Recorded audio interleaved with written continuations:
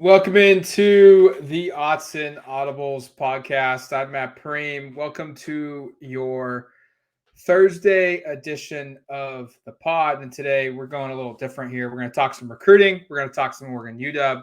And we're going to bring on Brandon Huffman, National Recruiting Editor for 24/7 Sports, to talk about this because he's got the unique perspective of all of those topics rolled into one. Brandon, thanks for coming on the show. Really appreciate it. Hey, good to be here, Matt. Thanks for having me on. So before we dive into the game, let's talk some recruiting and maybe some big picture stuff here for a little bit. But the Ducks 2 years in a row now have landed the state of Washington's top prospect. Last year it was Connerly. This year it's Caleb Presley. You do have to note that this year Presley originally wasn't the top guy. There was a transfer out of the state of Washington. So that you have to make that context there. But nonetheless, Dan Lanning and his staff have done something that Mario hasn't done, Chip hasn't done, Taggart, of not only signing the state of Washington, but doing it now 2 years in a row. Just what's the vibe or the impression that Oregon has up there to allow that to happen? Well, I think, you got to go back a year or two even. And that's where Dan Lanning was recruiting a lot of these guys at the University of Georgia. A year ago, there was a big group of players from the Northwest, and especially from the state of Washington, that went on an SEC visit, took them down to Alabama, to Auburn, and to Georgia. And on that visit at Georgia, I think 7 of them were offered by the Bulldogs. And the lead recruiter at that time for a lot of those guys was Dan Lanning. Ironically, none of those players were linebackers. They were running backs, offensive linemen, defensive backs. But they had their relationship with Lanning already pre-built before he even got to Eugene. So now you fast forward a year, he's in Eugene, he's the head coach. Oregon is still a hot school, and the relationship already exists. And that's where, Lanning and Oregon, to an extent too, really, I don't think a year ago Oregon thought Mario Cristobal was going to leave or that Dan Lanning would be the head coach. But in a fortuitous kind of way of working out, it just so happened that he was the primary recruiting those guys. Then you take in a guy like Demetrius Martin. You look at Caleb Presley. Demetrius Martin was recruiting him when he was at Colorado. So there was some kind of long, and then Tosh Lapoy, the defensive coordinator, has ties to the Pacific Northwest, having been a former assistant at the University of Washington, having lived in Seattle. His wife's from Seattle. His brother-in-law played at University of Washington. So he's got ties to the Pacific Northwest himself, even though he's a Bay Area guy. So a lot of those pre-existing relationships carried over to Oregon. And now the relationship is still there, but now is at a school that's a little bit more proximate to home.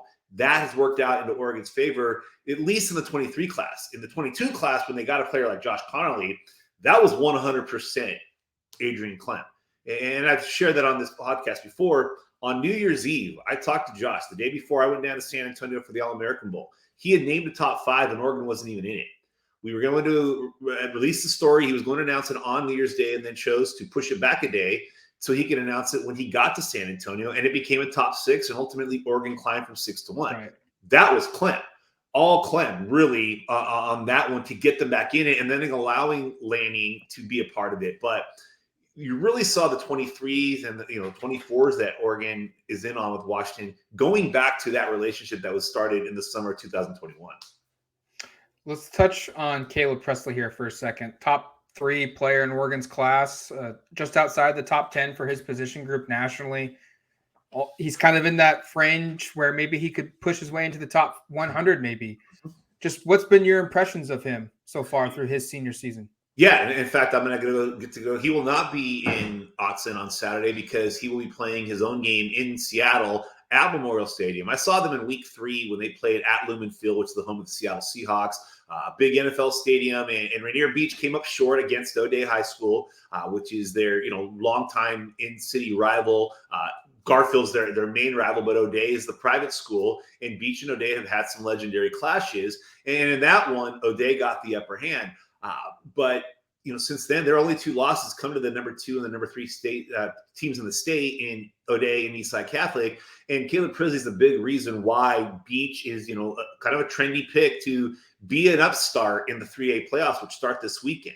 So he'll have his own game on Saturday. But he's been solid this year. He's done nothing to move out of that top spot. He's only emboldened his standing as the number one prospect in the state of Washington in 2023. And a guy that I think, if he has a really good week in San Antonio at the All-American Bowl, which he's been selected to play in, then I think, like you said, he moves into that conversation to be a top 100 guy, but potentially a top 10 player at his position nationally and holds on to that number one spot at the top of the Washington State rankings.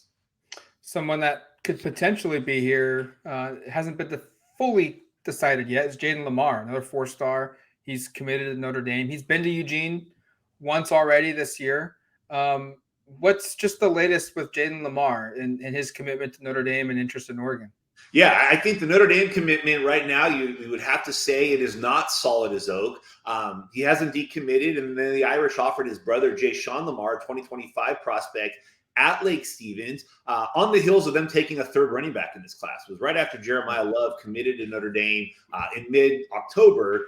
And all of a sudden, Jaden Lamar sees that that's a third back in this class. Not that he's scared of competition, but, there's only so many carries that go around. So a week after Jeremiah Love committed to Notre Dame, Jaden Lamar was in Autzen Stadium for the Oregon-UCLA game. He plays the game on Friday night in the playoffs. He may be in Autzen on Saturday. I know he does have a playoff game. In fact, I'll be at that game on Friday night when they play North Creek. But he's a player that I think Oregon has a very, very realistic chance of flipping. And Notre Dame is trying like heck to hold on. Like I said, offered his brother, to try to make it a package deal. But right now, Oregon is making a very compelling case. If he were to decommit from the Irish, I would certainly say that Oregon is in the best position to land him. Sticking in the state of Washington, this will be our last Washington recruiting-centric question. Underclassmen. The state of Washington seems to be just every year kind of putting out a good chunk of high-level Pac-12, Power 5 level guys. 2024 has a bunch of them. Just what are your perspective of that group and just any names that stand out? I know Fox Crater is one, a 3-star offensive lineman, I think Vancouver area. Just are there any other names that stand out to you right now from an Oregon perspective? Absolutely. In fact, one of them will be in Autzen on Saturday, and that's Ascendre Afua, also known as Papa. He's the number one interior offensive lineman in the country now. Oregon is going to get him on campus for a pretty heated battle, but he's coming off a trip down to Athens where he was this past weekend. When I mentioned that Alabama, Auburn, Georgia swing last year that a number of players took down with FSP, Papa was one of them and was offered by Georgia on that visit. So he went down there this weekend, was there for the Georgia-Tennessee game. Now he'll be in Autzen. So while there might be 40,000 less fans, the atmosphere will give them a chance to kind of fight their way into it. Right now, I would say that he doesn't have an official top 3 schools, but I would say unofficially he's got kind of 4 schools that are standing out to him. And that's Alabama and Georgia, and then Oregon and USC. Alabama and Georgia obviously had been on him. They were among his first 2 offers, came from them. USC's got his close friend, Micah Banuelos, committed. And then Oregon, Adrian Clem has been running point on him for quite some time. So he will be at Autzen this Saturday. Then there's a couple other players in the state that Oregon was among the first to offer. Braden Platt, who's a top 100 player out of Yale. In my opinion, he's the front runner for the State Player of the Year in 2022. You got Rashawn Clark out of Federal Way, who has an Oregon offer. Kyle McDonald out of O'Day, who's overshadowed at times by Afua, and then Jason Brown, who's the number one running back and the number one player in the state. Jason Brown will not be there on Saturday, but Oregon's also on the short list for him too. So there's quite a few players, and Oregon was smart to offer a lot of those guys early on and get in the mix for them. And you mentioned Fox Crater. He's kind of in that no man's land of Vancouver. Are you, do you root for the in-state school, even though you're, just as close to Eugene as you are to Seattle? Right now, it's interesting. There's 2 linemen that are probably about 10 miles from each other. I don't know the exact geography. I'm sure somebody will correct it. But Devin Brooks, who's in Clackamas, and Fox Crater, who's in Oregon. Fox Crater, who's in Vancouver. And both those guys have Oregon and Washington kind of on their short lists. And both are kind of in, areas where it's about halfway equidistance to both. Right. So, I know Crater will be there on Saturday, and I'm pretty sure Devin Brooks will as well. But a pretty strong 2024 Northwest class. Let's go back to 2023. Oregon's recruiting class. There's since we've had you on, they've added a couple interior offensive linemen, all from Southern California. You were at the Oregon UCLA game, and I wanted to get your opinion of Tatum Tuioti because I went and watched him early in the season, not to watch him professionally, just to watch the team, and was just kind of blown away by his impressive play. And then there's a lot of smoke right now about Dante Moore, and as there probably should be, long distance away from Eugene and high profile kid, local schools circling a little bit. Just what are you paying attention to for this recruiting class right now? Yeah, I mean, obviously Dante Moore is going to be a story. And it's going to be a story up until he puts his signature on an NLI. Can Michigan State, which, the irony in all of this is, Matt, that Michigan State's offense this year has been horrid. And, they lose Kenneth Walker, who's shown, what a player he was last year in the NFL, and their offense has been in reverse. I covered the Washington-Michigan State game, and the Michigan State offense just looked terrible. Meanwhile, the offense at Oregon, I was about to say Auburn because of Bo Nix, the offense at Oregon is chugging along just fine. So is it a matter of, hey, there's talk that Kenny Dillingham is a candidate for the Arizona State job, and maybe Dante Moore wants to play for Kenny Dillingham but doesn't want to go to Tempe? Is it that Michigan State's saying, hey, we've got the guys on defense, we've got the guys at other positions, but we need a quarterback? There could be a lot of things. But I always feel like every year there's one or two recruits that's a high-profile recruit, and as it gets down to it, they start to get a little bit of cold feet. You don't often see it with quarterbacks. It's usually other positions because quarterbacks commit so early. But in the last couple cycles, last year you had Devin Brown, who was a longtime USC commit, flipped to Ohio State. 2 years before that, you had Bryce Young, who was a longtime commit to USC, flipped to Alabama. So the one thing with quarterbacks is finding the right fit, finding the right depth chart, finding the right opportunities. And sometimes if an OC either leaves or is a candidate for another job that may not be as appealing at a school that you committed to, or that you want to go to, then other schools start to get involved. So there was a crystal ball flip that went in, that was put in by the Michigan State side. It's certainly one to watch, and I don't think Oregon is shying away from continuing to recruit him. And I also don't think that they're comfortable thinking, oh, he's ours, because, like you mentioned, it's the hometown thing. It's the distance. It's the one thing that the home state always has in their back pocket is they are the home state school, and distance is sometimes an issue. But right now, I don't think Oregon's sitting idly by. They're probably monitoring other quarterbacks that may be committed to schools that have tenuous situations in their coaching staff, but also continuing to hammer home, hey, Dante, look what we're doing with Bo Nix. You could be that next guy. Yeah, I don't think it's necessarily a surprise that a school is going after him late. The Oregon fans should have expected that. It's more so of who the school is being Michigan State. It's maybe the surprise. But nonetheless, it's something to monitor. What are your thoughts on Tuioti? I went to watch a person that plays for Sheldon. I had no intention of focusing a ton on him. It was like a family trip to the game, and I just couldn't stop watching him destroy dudes. I was completely taken back how good he was. He is one of the rare players in 20 years of doing this job, and especially the last decade, where I get out and put on thousands of miles on the car and on airplanes to see guys. He's actually one of the first guys that I can remember in recent years that we went with a 4-star on without seeing in person. Every other 4-star in the region over the last 6-7 years, I've seen in person at some point. Now, it's not for lack of trying. Tatum was in Nebraska up until the spring after his dad got hired at the University of Oregon. And so he was Alan True's kind of domain at that point. Then he made the move out here, but didn't do a lot of offseason football because he's a volleyball player. And it was actually watching some of that volleyball footage of him where you start to see the explosiveness, you start to see the explosion, the athleticism.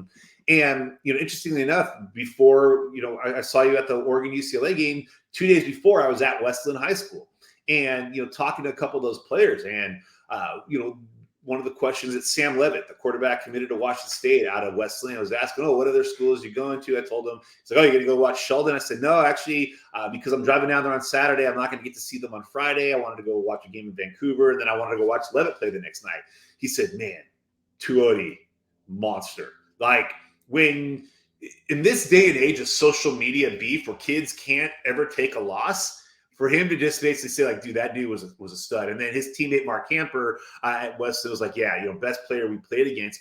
A lot of respect from opponents. And that tells you the caliber of player he is, because high school kids are not the most encouraging for opponents. They are their teammates. These are the guys that say, oh, coaches, you're sleeping on my teammates. Like, no, you just can't evaluate your teammate very well. But when they're giving respect to an opponent, and, with the game that he had against Wesleyan, you can understand it showed you. But you watch the film, you see the volleyball clips, you see the size, you see the fact that he's a football guy. He's been around the game. His dad, he's probably been learning technique stuff for a long time that the average high school defensive lineman hasn't. You see that quickness, that suddenness. And, talking to a lot of the coaches in the state of Oregon that I know that have watched him play, it's been rare. I can't remember the last. You probably got to go back to Talladega Hufunga to find the last guy who was so universally praised by other coaches in the state of Oregon. He's only been there for 7-8 months. Yeah. He's a guy that not only is he holding on to that number one spot with the bullet, I anticipate he'll end up in the top 247 when it's all said and done. We'll get a chance to see him at the Polynesian Bowl in January, but before that, I know that they've got their eyes set on winning a state title. Yeah, I was just going to ask that. He plays in the Polynesian Bowl in January. Just kind of what's the escalator ceiling for him from a ranking perspective? I think, he stays as the number one player in the state, obviously, but he ends up being, a top 247 guy. Again, because he's one of those rare guys I've never seen in person, I'm not saying that I'm going to show up, he's going to be 5'11" and 205 pounds, but you want to see him on that big national stage. For so many of these guys, you get a chance to see them on the national stage at camps, at events. You get to see the competitiveness. Nothing against the state of Oregon football, but there's a big difference from playing state of Oregon football to playing at an event that has elite players. He'll be going up against a Francis Mauigoa during practice. He'll be going up against elite players. And if he has that continued success like he's had this season, I anticipate, he moves not only to the top 247, he could, make a pretty significant jump in it. Very good stuff there. All right, we're going to take a quick break, and then we'll dive into this game on Saturday between the Ducks and the Huskies. All right, welcome back to the Autzen Audibles Podcast. Matt Preem, Brandon Huffman, talking Oregon, Washington, some recruiting talk there. This game at Autzen this weekend is always a big game, always a massive game out west. People pay attention to. UW comes in ranked in the top 25. Oregon's in the top 10. Just from your perspective, you've seen a couple of these games. You've been to a couple previously the last few years at UW. Just what's changed? Because they won 4 games last year. They fired their head coach in the middle of the season. And yet now, I don't know if anyone's saying they're going to make the Pac-12 championship game, but they could finish the year ranked inside the top 25 college football playoff. Well, that's a big turnaround. Yeah, that's hard. I think you named it. Interestingly, it was the Oregon game a year ago that kind of set the wheels in motion for Washington to be in a new position in 2022 when you had the ill-fated shove of a special teamer for Washington by then head coach Jimmy Lake, who was suspended and then ultimately fired. Off that game, you also had offensive coordinator John Donovan, who was a disastrous hire from the get-go. And you bring in an offensive mind like Kalen DeBoer and Ryan Grubb, and you bring in a transfer quarterback who, when he's been healthy, has been successful in Michael Penix. So you bring the combination of an experienced quarterback with some talent, plus a coaching staff that actually knows how to call an offense, and you see the jump that Washington made. The most interesting aspect of this is when we've seen Washington these last few years, it was the death row defense. You look at the players that have been drafted. They've been defensive player after defensive player, whether it was Vita Vey, Buda Baker, Elijah Molden, Trent McDuffie. They've had their success on the defensive side of the ball really stand out. And yet it's the defense that's the reason that they have 2 losses right now. They couldn't stop UCLA. They couldn't stop a walk-on quarterback in Trenton Berger at Arizona State. So, the Washington defense is not what it's been the last couple of years. But offensively, they at least have an identity on offense. They have weapons that they're using. And more importantly, they have an offense that distributes the ball to those weapons rather than an offense where your head coach one time wore a hat to a press conference saying, run the damn ball. Yeah, it's certainly been a turnaround. I think UW fans should be excited about. I think Oregon fans should be excited about, because when these two teams are good, it makes the games better. Mm-hmm. Michael Penix has been a big part of that turnaround. He leads the conference in throwing at 359 per game. From your perspective, you were at that Michigan State game early in the season. Just how much of this is a great system that Kellen DeBoer has, which his quarterbacks have always done good numbers, and how much of this is Michael Penix just being an elite arm talent that maybe NFL scouts are interested in, or is it both, where it's a perfect combination of perfect system with a perfect player that fits that? I think it's a combination of both. The Penix's problem has been staying healthy. This is the first year, if you're a Washington fan watching or listening to this, you might want to knock on wood, but in the previous 3 seasons, he had a season-ending injury in each of those 3 seasons. So, a lot of times your best ability is availability. And if you can't play, you can't put up numbers. So you take a guy who stayed healthy this year. They kept him upright for the most part. I think it wasn't until game 4 or game 5 this season where Penix was even sacked for the first time. So he's not putting himself in position to get hurt like he was at Indiana. Then you take a coach that he'd worked with before when DeBoer was the offensive coordinator at Indiana before he took the Fresno State job. So that familiarity. This isn't it's not unlike what's going on in Oregon with Kenny Dillingham and Bo Nix, where Dillingham was at Florida State. He had time with Bo Nix before. He knew his flaws. He knew his strengths. He knew what worked. He knew what didn't work. He also knew what the personnel was like at the previous school, and now he's got more latitude, and you're seeing the Bo Nix that was the number 1 ranked dual threat coming out of high school really perform to that level this year. That's where you have with DeBoer and Penix, where there's that familiarity with each other. They know what works and what doesn't work. And they've had some talent on the offensive side of the ball, certainly at the skill position player with Rome Odunze, with Jalen McMillan. It was a matter of a scheme that allowed for that offense to work. And under John Donovan, it didn't with the quarterbacks that were there. Enter DeBoer, enter Penix, and now you have Washington's offense, which is, finally putting up some of the video game numbers that Husky fans were hoping that they would get to see. That just rolls right into my next question. Rome Odunze, McMillan, Polk, I think they're special. And I think they're going to have an opportunity to put up some goofy, like you said, video game numbers. Because Oregon's defense, they give up lots of third downs. They give up lots of passing yards. Just what's made these guys have this type of season? Is it the quarterback that maybe they just didn't have the last couple of years?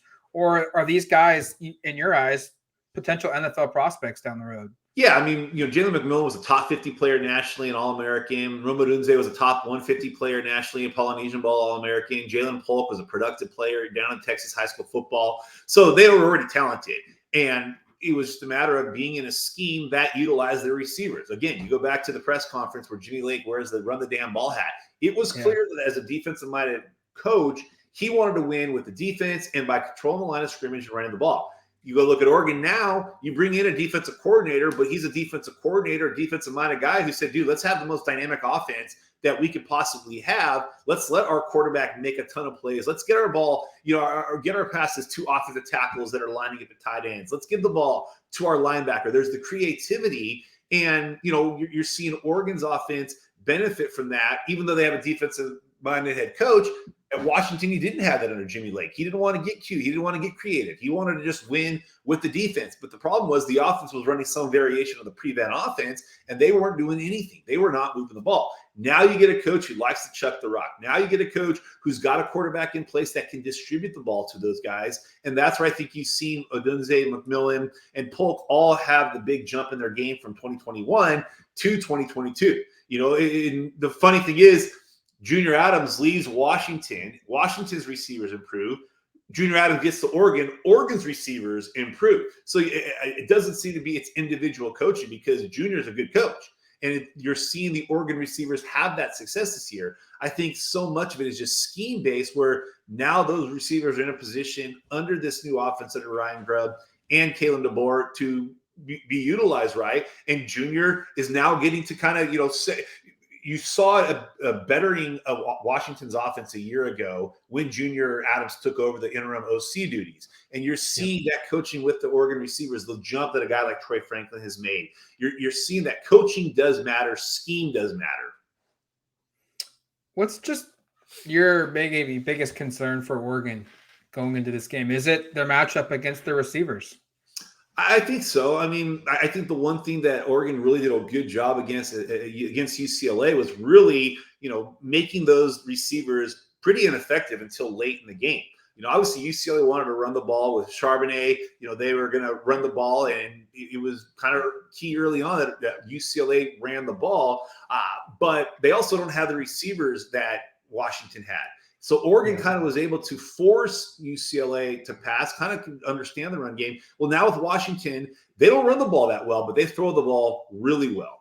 And I think that is a concern if you're Washington or if you're Oregon, just because when the passing games are going, sometimes they can be tough covered. But I think the other thing is the look ahead with if you're Oregon. I mean, a lot of these guys don't understand the Oregon-Washington rivalry. Bo Nix, when he thinks rivalry, he played in the most heated, hateful rivalry in college football, for the last 3 years. His dad was a quarterback at the same school. Oregon and Washington, it doesn't roll off the tongue outside of the Northwest among rivalries. So for a lot of these guys, maybe the Oregon-Washington rivalry, it's been one-sided for the last years. Maybe it's not as extreme. There's not as much hatred in it. And then you've got the Utah game a week later. And obviously the 2 games against Utah last year probably sitting in the craw of Oregon. So there might be the look-ahead factor, and that's something that always comes into play, but it's also their first game at home in 3 weeks. The last time they were at home was a big game, a national telecast. Game day was there, and Oregon came out front in that game from the get-go and was key. So I think there's going to have to be some stolen possessions there, and forcing the defense, having the defense force Washington's offense to settle for field goals instead of touchdowns, like they did against UCLA, to allow for a bigger cushion. All right, well, we'll get you out on this one. This series, like I said earlier, it's always good when both teams are good. And from a big picture, long-term perspective, just what are your thoughts on UW's long-term availability of being a top 25 thereabouts type program? I feel like it's safe to say Oregon's there pretty much every year right now. What about UW? Are they trending that way?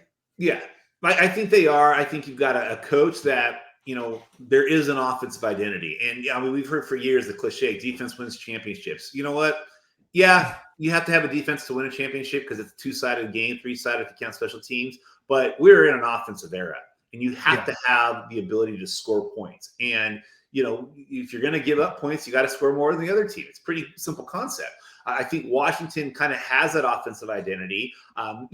When they were winning under Chris Peterson, as great of an offensive mind as he was, it was their defense that really was the difference in their success in those few years. So if you look at what Washington has done under Chris Peterson, and then the 2-year lull that they had with Jimmy Lake, for them to bounce back like this shows that this is a program that has talent. He didn't walk into a bare cupboard, but he had to bring in a couple other pieces to kind of get there. Same with Oregon. Oregon has been the Pac-12 North representative in the Pac-12 championship game for 3 straight years. They won they won a Rose Bowl 3 years ago. They played in the Fiesta Bowl 2 years ago. Dan Lanning didn't walk into an empty cupboard. They both had some talent. So it was a matter of mixing that talent with the missing pieces and get them there. And I think that's why Washington was able to get back in the top 25 so quickly. Now it's a matter of, can they continue to trend upwards?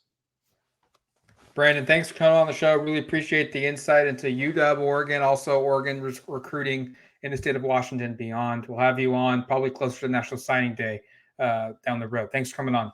Anytime, Matt. Thank you.